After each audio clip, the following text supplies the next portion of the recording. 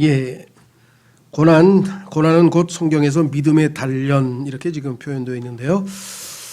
성경에 보면은 우선 로마서 5장을 한번 피고 그 다음에 계속 진행하도록 하겠습니다. 로마서 5장에 가면 구원받은 그리스도인의 과거, 현재, 미래가 요약이 되어 있는데 과거, 현재, 미래가 이렇게 요약이 되어 있습니다. 로마서 5장 1절부터 보겠습니다. 로마서 5장 1절서부터 보시면 로마서 5장 1절. 그러므로 우리가 믿음으로 의롭게 되어, 자, 예수님을 믿고 우리가 의롭게 되었죠. 우리 주 예수 그리스도를 통해 하나님과의 화평을 누리는도다. 우리는 예수님을 믿고 이미 과거에 의롭게 됐고, 지금 현재 이제 화평을 누리고 있지만, 자, 그 다음에 이렇게 써 있습니다. 또 우리가 그분을 통해 지금 우리가 서 있는 이 은혜 안에 믿음으로 들어감을 얻었으며, 자, 지금 현재는 은혜로 살아갑니다. 언제든지 믿음으로 은혜의 왕좌 앞에 나아가 주님의 은혜를 받아 살아갑니다. 하나님의 영광의 소망을 기뻐하느니라. 우리의 미래, 우리 영광의 소망. 그러면 우리의 과거, 우리의 미래, 우리의 현재가 여기서 끝나냐? 그건 아니고요. 뒤에 나와 있어, 4절에. 그리할 뿐 아니라, 자, 우리가 지금 예수님을 믿고 과거에 예수님을 믿는 순간 의롭다함을 얻어 구원을 얻었고 또 미래의 영광의 소망이 우리를 기다리고 있지만, 그리고 지금 매일매일 주님과 화평을 누리고 또 은혜 안에 살고 있지만, 그러나 주님의 뜻이 온전히 성취되어서 주님께서 바라는 바대로 우리가 예수 그리스도처럼 변화되려면 무엇이 필요한가? 그 내용이 4절부터 써 있습니다. 자, 3절부터. 그리할 뿐 아니라 우리가 환난도 기뻐하나니. 그러니까 과거와 현재 사이에는 화평과 은혜만 있는 것은 아니고 환난이 있구나. 환난은 인내는 체험은 소망을 이루는 줄 우리가 아노라. 그러니까 이 과정을 거쳐서 환난, 인내, 체험 이런 과정을 거쳐서 우리가 마지막 소망에 다다르게 될 것을 우리에게 말씀해 주고 있죠. 그래서 하나님께서는 성경에 보니까 하나님께서 소중히 여긴다. 우리말로는 귀하다 또는 귀중하다로 번역이 되어 있기도 하는데요. 영어로는 한 단어입니다. 이게 precious인데요. precious. 근데 이것은 또 우리 베드로전서 같은 경우에는 보배롭다 그랬어요. 보배롭다. 예수님의 보혈이라 그러죠. 보배로운. 그러니까 영어의 precious, 귀중하고 소중하다라고 하는 그 단어. 그래서 이 precious stone 하면 우리가 귀중한 돌, 그래서 보석이라 그러죠. 그러니까 이제 보석이라고 하는 말 때문에 보배롭다라는 말을 우리도 번역을 했는데, 우리는 번역이 귀하다, 귀중하다, 소중하다, 보배롭다 이게 여러 가지가 번역이 됐는데 영어로는 한 단어예요. 이게 precious인데 precious. 소중하고 귀중하고. 자, 그 중에 하나가 하나님께서 그렇게 여기는 게 한 5가지 정도 성경에 나오는데 그 중에 하나가 뭐냐? 오늘 우리가 다루고자 하는 믿음의 단련. 한번 확인해 보겠습니다. 베드로전서 1장 7절로 가시면 믿음의 단련이 하나님 보시기에 아주 소중하다, 아주 귀하다. 왜? 이유가 있어요. 왜 믿음의 단련이 그렇게 소중한 것인가? 베드로전서 1장 7절에 베드로전서 1장 6절부터 보시면 베드로전서 1장 6절. 비록 지금은 필요가 있어 너희가 여러 가지 시험으로 인해 잠시 근심하고 있지만 그 구원을 크게 기뻐하나니 이것은 너희 믿음의 단련이, 오늘 주제죠. 믿음의 단련이 불로 단련해도 없어지는 금을 단련하는 것보다 훨씬 더 귀하여. 믿음의 단련이 얼마나 귀한지 예수 그리스도께서 나타나실 때 칭찬과 존귀와 영광으로 드러나게 하려 함이니라. 지금은 아주 거칠고 여러 가지 불순물이 끼고 아주 모난 돌덩어리에 불과하지만 점점 주님의 단련 과정을 거쳐서 깨끗하고 정결한 하나님의 작품으로, 도구로 우리가 완성되어서 하나님께 칭찬과 존귀와 영광을 받을 날이 올 것이다 라고 성경은 우리에게 약속을 해놓고 있죠. 자, 그렇다면 이제 오늘 본문으로 한번 주보로 한번 가보겠습니다. 많은 사람이 이런저런 고난을 겪고 있습니다. 지금 현재 특별히 지금 거의 1년 반, 2년 가까이 지금 고난의 시간이 지나가고 있죠. 단순히 지금 우리가 겪는 팬데믹뿐만 아니라 지금 기후 변화 또는 재앙으로 인해서 어마어마한, 지금 우리나라는 사실 이게 다른 정도로 볼 때 훨씬 덜하죠. 뉴스에 보면은 미국의 캐나다, 미국이 지금 온도가 기온이 50도에 육박하고 지금 어마어마한 산불이 지금 나서 뭐 정말 지금 어마어마한 일이 지금 터지고 있고, 독일을 포함한 유럽에서 지금 홍수가 나서 150명 이상 죽고 뭐 지금 물이 아주 이 집이 다 떠내려가기도 하고, 중국도 엄청난 홍수가 났고, 지금 전 세계가 뭐 어마어마한 여러 가지 다양한 어떤 그런 기후 재앙으로 인해서 일어나는 일들이 어마어마합니다. 거기다 또 이 전염병까지 지금 돌고 있죠. 팬데믹 이후 더 고난이 심해지고 있습니다. 설상가상이라고 정말 더 팬데믹뿐만 아니라 거기에 더 붙여서 더 다양한 형태의 재난이 닥치고 있습니다. 그리스도인들도 예외는 아닙니다. 하나님께서 자신의 자녀들을 고난의 용광로, 오늘 지금 우리가 읽었죠. 거기 이사야서 48편 11, 12절이라고 되어 있는데요. 죄송합니다. 제가 잘못 적었네요. 10절, 11절입니다. 10절, 11절. 성경 구절은 10절, 11절을 고쳐주시고, 고난의 용광로에서 믿음을 단련시킵니다. 금방 우리가 베드로전서는 읽었고요. 그다음에 야고보서에도 동일한 표현이 남아 있습니다. 믿음의 단련. 이를 통해, 이 믿음의 단련을 통해 인내를 배우고, 아까 로마서에서 우리가 인내를 배운다 그랬죠? 환난은 인내를. 결국 우리는 행복한 사람이 됩니다. 이게 무슨 소린가 뜬금없이. 성경에 보니까 참는 사람, 즉 인내하는 사람은 행복하다고 하나님께서 야고보서에 써놨어요. 그러니까 인내를 배웠으니까 얼마나 행복한 사람입니까? 인내는 하는 사람은 행복하다. 이는 주님께서는 지극히 동정심이 많으시며 친절한 긍휼을 베푸셔서 주님께서 오실 때 우리에게 칭찬과 존귀와 영광을 주시기 때문입니다. 영광이 주어지기 때문입니다. 잘못됐네요. 영광이 주어지기 때문입니다. 그래서 이 과정이 없다면 우리에게 영광이 없기 때문에 이 과정은 꼭 통과해야 된다. 그래서 사도행전 14장 20절에 반드시 많은 환난을 통하여 하나님의 왕국에 들어가야 하느니라 하고, 반드시 이 과정이 필요하다고 성경에 말씀을 했습니다.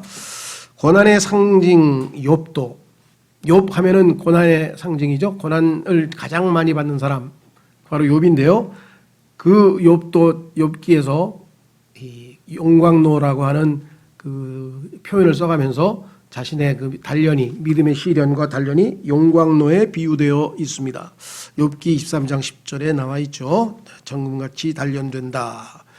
용광로에 들어가는 광석은, 그게 금광석이 됐든 철광석이 됐든 하여간 뭐 은이 뭐가 됐든 하여간 일단 돌이죠. 그 돌을 깨서 부셔서 여기서 녹여서 거기서 이제 아주 금을 또는 은을 필요로 하는 금속을 뽑아내서 그거를 틀에 부어서 이제 원하는 도구를 만들어내는 것이죠. 그러면 유용하게 쓸모 있는 도구가 되는 과정을 우리가 한번 우리의 신앙생활에서 하나님의 도구로 빚어져가는 과정과 한번 비유해서 찾아보려고 합니다.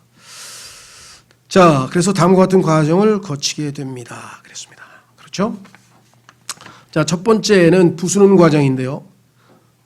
큰 광석이 있으면 그걸 부셔서 잘게 부셔야죠. 그 큰 광석 전체를 용광로에 집어넣을 수는 없으니까 잘게 부수는 과정인데, 이것은 우리 신앙생활과 비유해보면 믿음의 단련의 첫 단계로 우리의 강팍한 마음을 부수시는 과정이라. 자, 잠언 17장 3절로 가시면 하나님께서 우리의 마음을 단련하신다라고 성경에 써 있습니다. 금속 재련하듯이, 단련하듯이, 금속을 단련시키듯이 재련하듯이 용광로에서 우리의 마음을 단련하시는 분은 하나님이시다라고 성경에 써 있습니다. 잠언 17장 3절.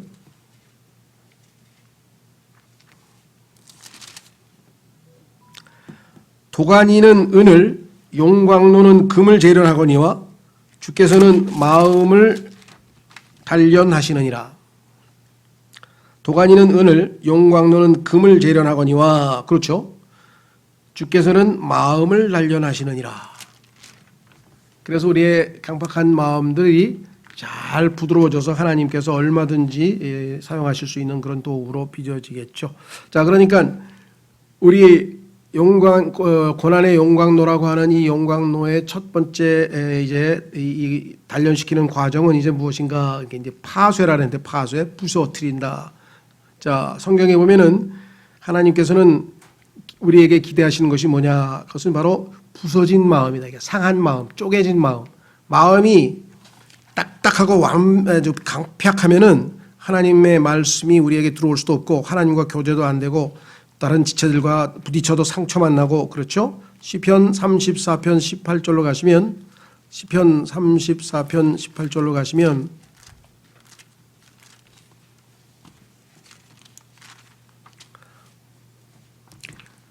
주께서는 상한 마음을 가진 자들에게 가까이 계시며 통회하는 영을 가진 자들을 구원하시는도다.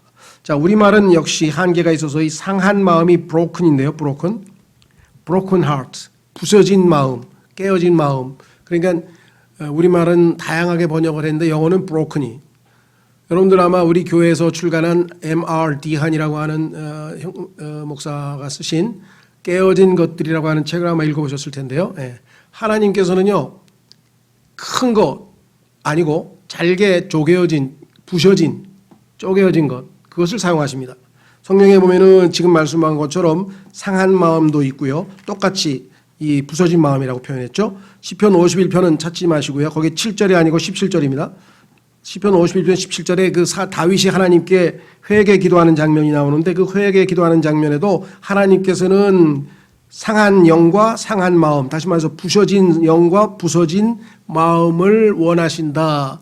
재물을 원하고 무슨 허물을 원하시는 것이 아니다 하면서 자신의 마음이 하나님 앞에 지금 부셔져서 쪼개져서 이제 드려지는 하나님 앞에 나아갈 수 있는 그런 준비가 되어 있다고 고백하는 것을 보게 됩니다. 성경에 보면은 여러분들 오병이어라고 하는 유명한 기적이 있었죠. 그 오병이어의 기적에 보면 예수님께서 이제 빵 5개를 받아가지고 어린 아이한테서 받아가지고 그것을 하나님께 이제 기도하고 난 다음에 기적을 베푸셔서 어떻게 했는가? 성경에 보니까 부셔뜨려서 브레이크 쪼개가지고 부셔뜨려서 나누어 주는 장면이 나오죠. 그렇죠? 그렇지 않으면 우리가 어떻게 먹겠어요?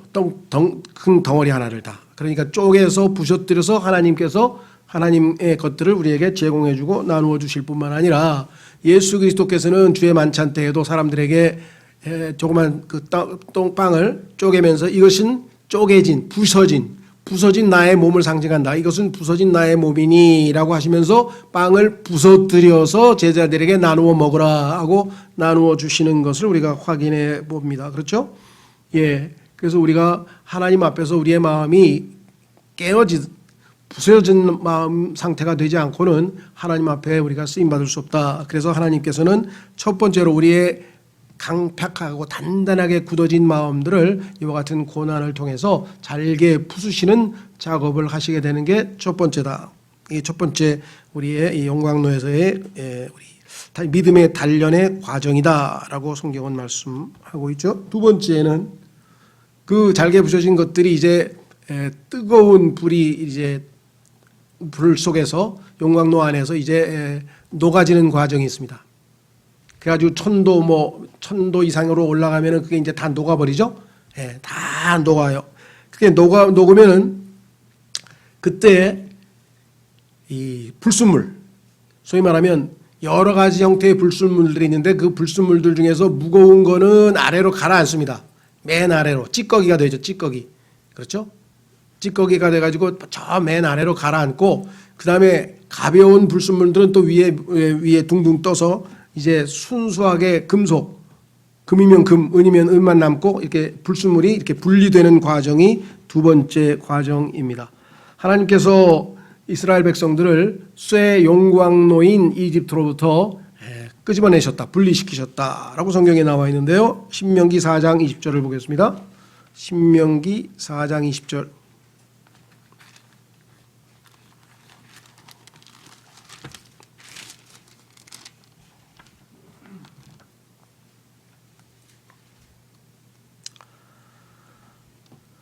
신명기 4장 20절. 그러나 주께서 너희를 취하시고 너희를 쇠 용광로 곧 이집트에서 데리고 나오사 이 나라인 너희와 같이 자신을 위하여 상속 백성으로 삼으셨느니라. 자, 그래서 분리시키는 두 번째 과정, 우리를 세상으로부터 분리시키시는 작업이죠. 그것이 갈라디아서 1장에서는 우리를 세상으로부터 구원하셨다 이렇게 성경에 나와 있죠. 자, 그래서 이 잠언 25장 14절에 한번 찾죠. 여기는 안 써 있지만은 잠언 25장 14절에 보면은 이렇게 얘기합니다. 잠언 25장 14절에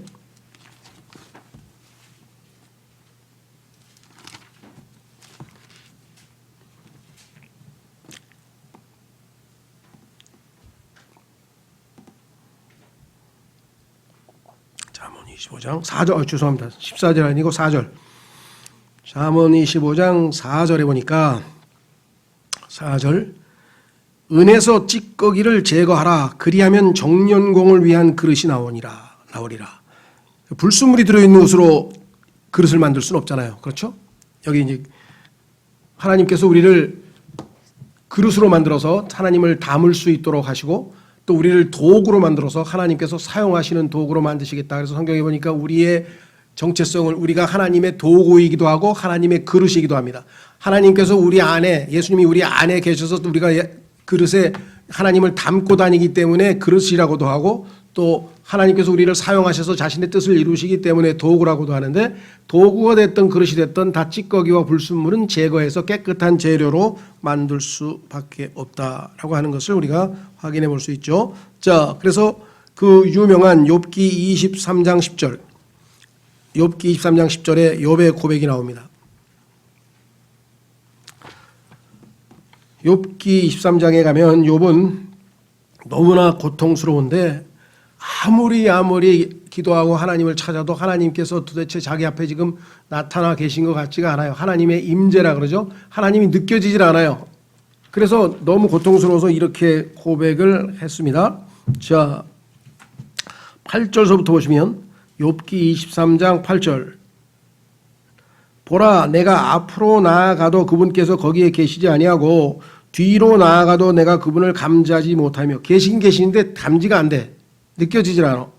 그분께서 왼쪽에서 일하시나 내가 그분을 바라볼 수 없고 그분께서 오른쪽에 숨으심으로 내가 그분을 볼 수 없도다.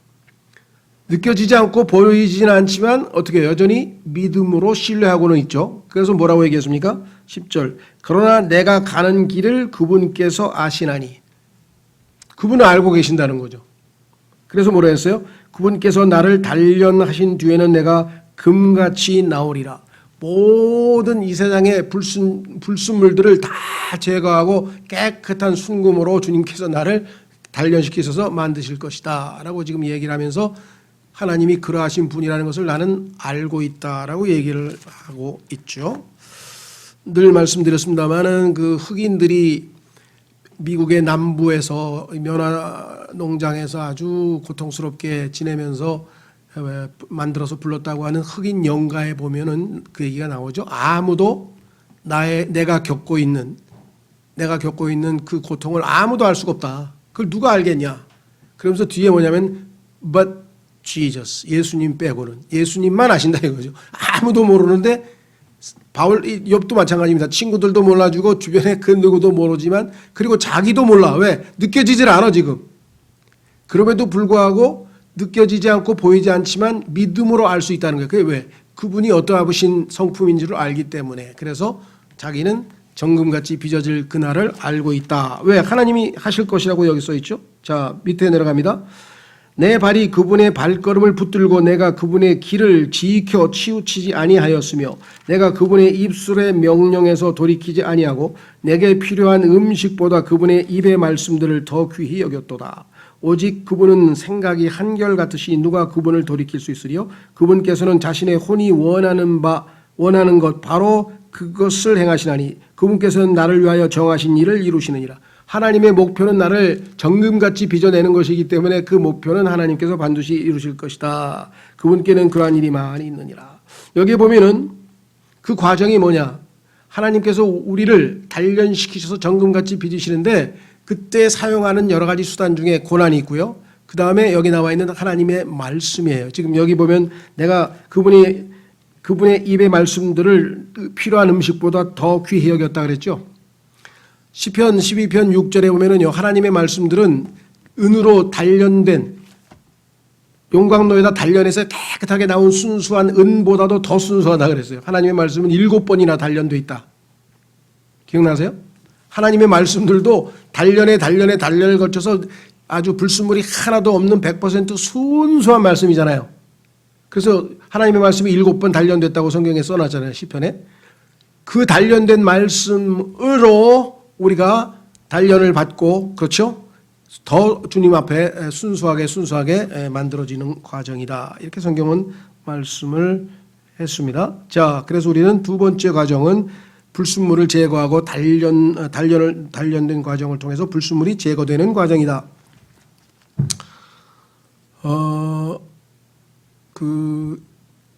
소위 말하면 이 용광로 앞에서 일하시는 분들 뭐 가끔 가다가 요즘에 막 여름 더위에도 그 불 앞에서 막 땀을 막 비 오듯이 흘리면서 하는 거 가끔 가다가 이렇게 방송에 나오는 거 보면 정말 대단한 분들이라는 생각이 드는데요.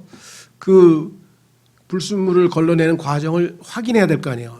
이만큼이면 다 됐는가. 그래서 그걸 어떻게 확인합니까? 불순물이 완전히 다 걸려졌다는 것을 어떻게 합니까? 아까 말씀드린 것처럼 가벼운 것들을 위에서 뜨고 그다음에 아래로 가라앉아서 이제 깨끗한 그 금속에 그 녹은 쇳물이 나오는데 그것을 이렇게 들여다본대요. 이렇게 보면은 거기에 자신의 모습이 전혀 일그러지 않고 깨끗하게 있는 모습 그대로 비추면 그건 불순물이 완전히 다 제거된다는. 신기하죠? 우리도 그리스도의 형상이 아마 정확하게 보일 그때까지 아마 하나님께서 계속해서 우리 안에서 모든 불순물들을 다 제거해 주시겠죠. 자, 세 번째는 형태를 만드는 과정이다. 그와 같이 해서 이제 그 물들을 틀에다가 붓습니다. 그렇죠? 틀에다 부어가지고 원하는 형상. 그것이 만약에 도구가 여러 가지가 있겠죠. 그 자기가 만들고자 하는 그 여러 가지 형태의 도구, 뭐 모르겠습니다. 뭐 낫이 될 수도 있고 아니면 뭐 칼이 될 수도 있고 총이 될 수도 있고 뭐 대포가 될 수도 있고 아니면 뭐가 되는지 모르지만 주물에다가 틀에다가 집어 넣어야 돼요. 틀에다 집어 넣어가지고 형상이 만들어지겠죠.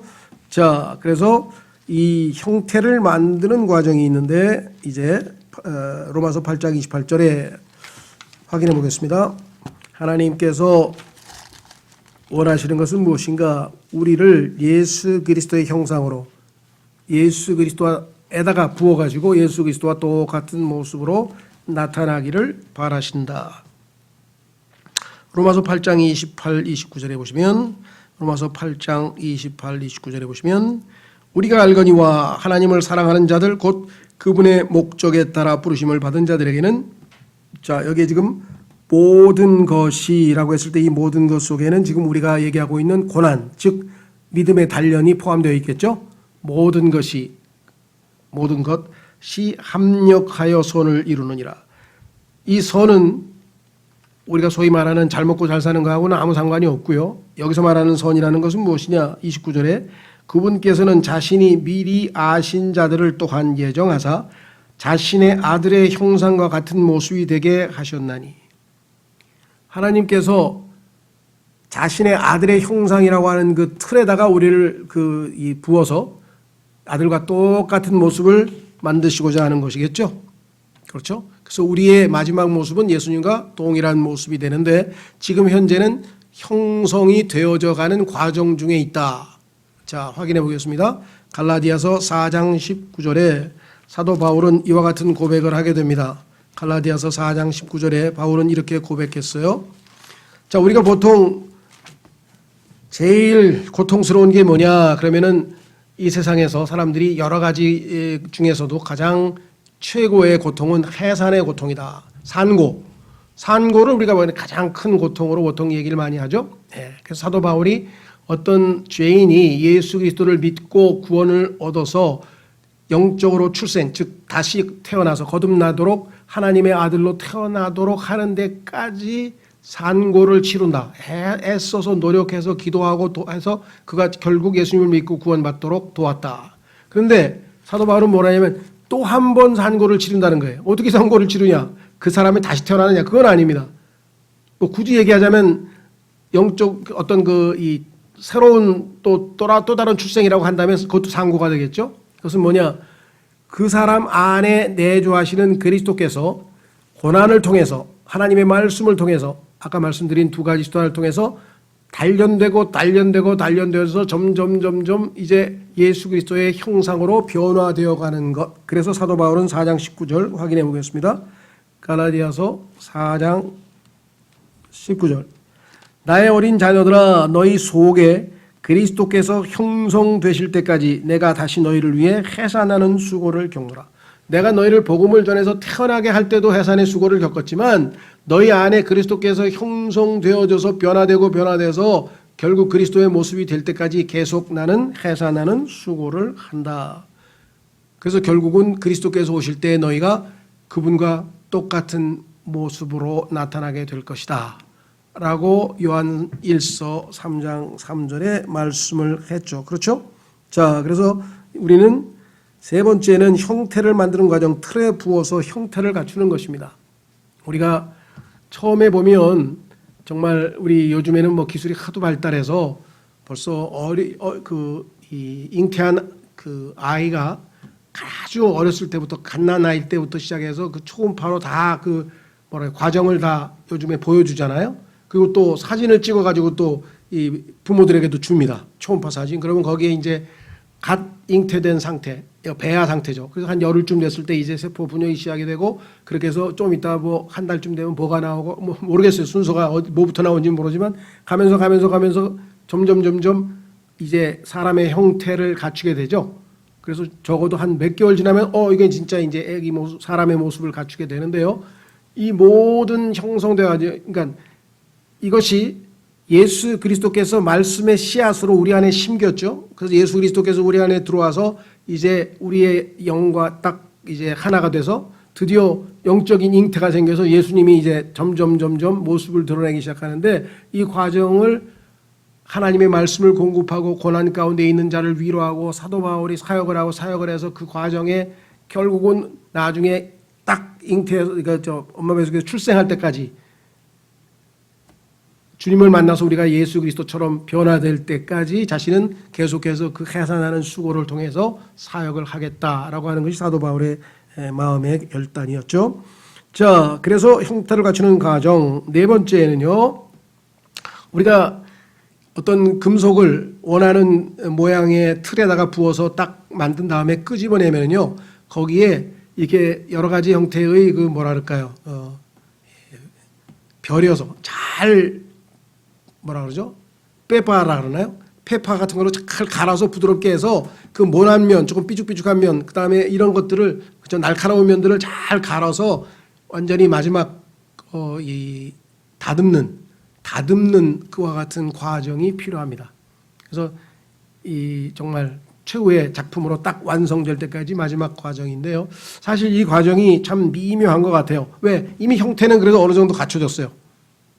상당히 성숙했어. 그런데도 불구하고 어떨 때 보면은 좀 우리 그리스도인들의 삶의 모습에 있어서 가끔 거친 모습도 나타나고 또 때로는 약간의 오버하는 형태도 나타나고 그런 모습들이 덜어 나오죠. 사도 바울 같은 경우에도 우리가 삶에 보면은 상당히 성숙한 상태에서도 그가 지나친 분노를 한다든가 또 자기의 어떤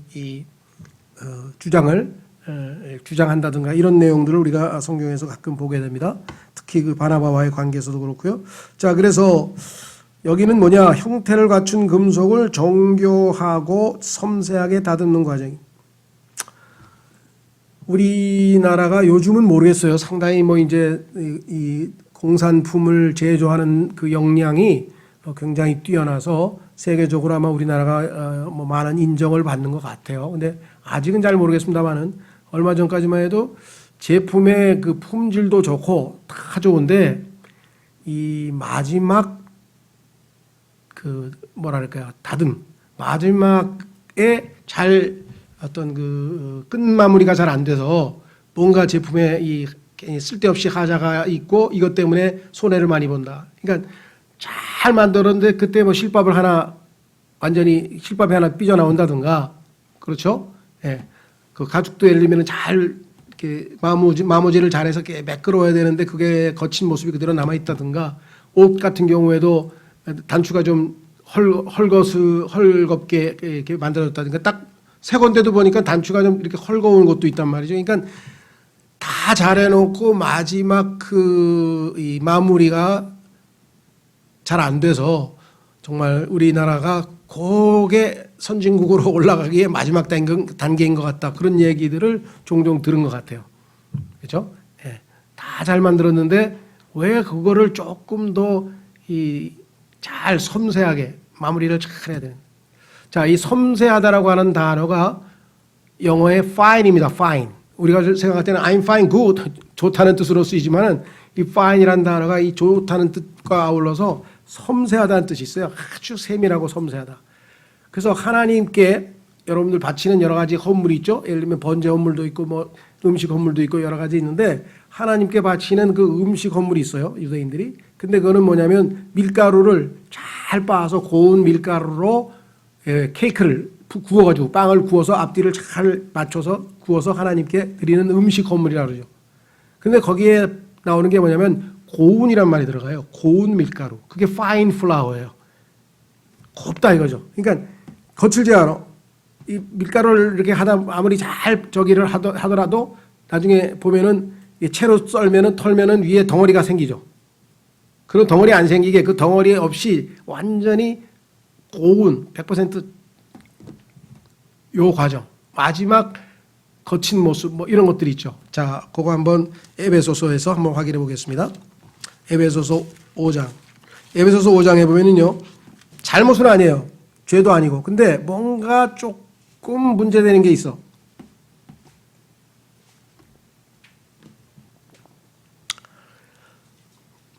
자,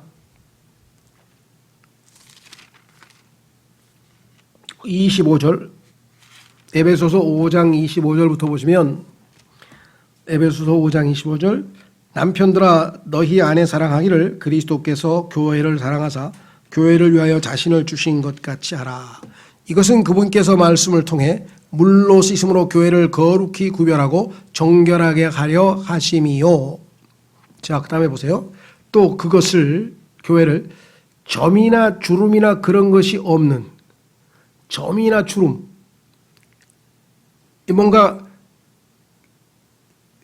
완전한 흠결은 아닌데 뭔가 조금의 뭔가 이 문제가 있는 것 영광스러운 교회로 자기를 위해 제시하려 하심이며 교회가 거룩하고 흠이 없게 하려 하심이라. 그래서 정말 마지막 섬세하게 다듬고 정교하게 이제 끝마무리를 잘 하는 과정을 통해서 대표적인 케이스 같은 경우에는 야곱이 이제 마지막 단계에 가니까 얼마나 정말 정교하게 섬세하게 성숙했는지 당시에 그 당시로서는 그 당시 세계의 최고 통치자인 파라오 앞에서도 전혀 위축되거나 전혀 뭐 교만하거나 이런 모습을 보이지 아니하고 아주 성숙한 모습으로 자신의 인생을 고백하고 간증하고 파라오를 위해서 하나님께 복을 빌어주는 그러한 아주 성숙한 모습을 우리가 야곱의 마지막 모습에서 확인하게 되는 것이죠. 그래서 하나님께서 그를 사용하시잖아요. 자, 그래서 맨 끝에 5번 보시면 쓰임을 받는 과정. 이제 하나님께서 얼마든지 필요에 따라 쓰셔도 아무런 문제를 일으키거나 또 하나님의 뜻에서 벗어나거나 이러지 않는다는 거죠. 그래서 결국은 이렇게 결론을 내렸습니다. 부서지고 녹아져서 빚어지고 섬세하게 다듬어져 완성된 도구는 주인의 손에 들려 원래의 목적대로 쓰임을 받게 됩니다. 말씀드린 것처럼 야곱은 어떻게 했습니까? 마지막 순간에 하나님께서 편하게 사용하실 수 있어요. 파라오를 축복하고 그 다음에 자신의 12아들 12지파의 미래를 하나님께서 야곱의 입을 통해서 예언을 통해서 쭉 말씀하시죠. 창세기 49장에. 그렇죠. 하나님의 계획을 야곱이라고 하는 도구를 사용해서 쫙 설명하고 계신 장면을 우리가 보게 됩니다. 그래서 야곱은 드디어 이스라엘로 완성이 된 거죠. 이스라엘. 그렇죠? 처음에 야곱이었다가 그 다음에 하나님께서 이스라엘로 부르시겠다고 했다가 그럼에도 불구하고 때로는 야곱으로 때로는 이스라엘로 때로는 야곱으로 때로는 육신적으로 때로는 영적으로 살면서 그 과정을 거쳐서 점점 불순물을 제거하고 잘 다듬어지고 그래서 결국은 이제 하나님께서 보시기에도 성숙한 그 같은 모습으로 완성된 모습을 우리가 확인해 볼 수가 있습니다. 그렇죠? 자, 이와 같이 하나님의 도구로, 그다음에 그릇으로 우리가 쓰이기 받게 되는데 두 구절 확인해 보겠습니다. 로마서 6장 13절에 보면은 성경에서 도구라고 하는 하나님께서 우리를 사용하시는 도구, 의의 도구란 말이 나옵니다. 의의 도구. 제 개인적으로는 도구라고 하는 단어보다는 그릇이라는 단어를 더 좋아하는데요. 자, 로마서 6장 13절. 로마서 6장 13절. 또한 너희 지체를 불의의 도구로 죄에게 내주지 말며 오직 너희 자신을 죽은 자들로부터 살아난 자로서 하나님께 드리고 너희 지체를 의의 도구로 하나님께 드리라. 하나님께서 우리를 사용하시는 것 좋죠. 그런데 더 좋은 거는 뭐냐면 그릇으로서 하나님을 담고 다니는 게 더 낫지 않습니까?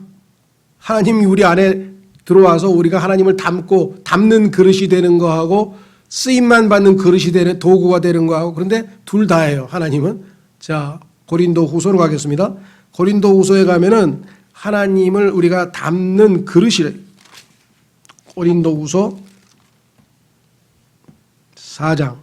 고린도후서 4장 7절. 고린도후서 4장 7절. 그러나 우리가 이 보배를 질그릇 안에 가지고 있나니 이것은 뛰어난 권능이 하나님에게서 나며 우리에게서 나지 아니하게 하려 함이라. 자, 이 보배이신 예수 그리스도를 우리 질그릇 안에 가지고 있다 그랬습니다. 과거에 그 설교를 이렇게 여러 개 들어보면 우리가 하나님 앞에 쓰임 받는 도구가 되자, 그런 설교가 엄청 많아요. 잘못된 거 없죠. 그러나 단순한 하나님의 도구로 쓰임만 받는다, 이거는 종이죠, 종. 그런데 그게 아니라 하나님과 하나가 되어서 하나님을 내 안에 담고 다닌다. 항상 나와 하나님과 항상 연합해서 함께한다. 훨씬 더 어떤 의미에서는 깊은 의미죠. 그래서 저는 도구인 동시에 그릇이다. 그런데 이 그릇이라는 용어를 잘 안 써요. 목회자들이나 성경 가르치는 사람들 보면은 하나님의 도구로 쓰임 받으십시다. 하나님이 우리를 쓰시도록 해야 됩니다. 도구에 대해서는 엄청 강조를 하는데 그건 잘못된 건 없어요. 근데 균형 잡혀야죠. 도구만 돼서 하나님이 우리를 쓰고 그다음에 뭐예요? 전혀 교제도 안 합니까? 그건 아니잖아요. 하나님, 보배이신 하나님을 우리 안에 담는 그릇, 주님을 담는 그릇이다 이게 내가. 그래서 항상 주님이 내 안에 계셔. 그렇죠? 그래서 도구인 동시에 그릇으로 우리가 완전히 빚어져서 주님을 담고 다니며 동시에 주님께서 필요할 때 우리를 통해 사용하셔서 하나님의 뜻을 성취하시는 귀한 존재가 된다. 이 모든 완성의 과정의 첫 단계가 뭐였습니까? 바로 고난이었다 이게. 고난의 과정, 이 믿음의 단련. 그러니까 얼마나 이게 존귀한 거예요. 성경에서 오죽하면은 믿음의 단련을 존귀하다고, 아주 이게 귀하다고, 귀중하다고 얘기를 했을까? 왜? 하나님께서 원하시는 마지막 최종 작품이 완성될 때 그 모든 밑거름이 바로 고난으로부터 비롯되었다. 그래서 고난이 얼마나 소중한 것이냐라는 것을 우리가 인식을 해야 되겠습니다. 자, 그래서 결론으로 한 구절 읽고 마치겠습니다. 베드로전서 4장 12절과 13절입니다. 베드로전서 4장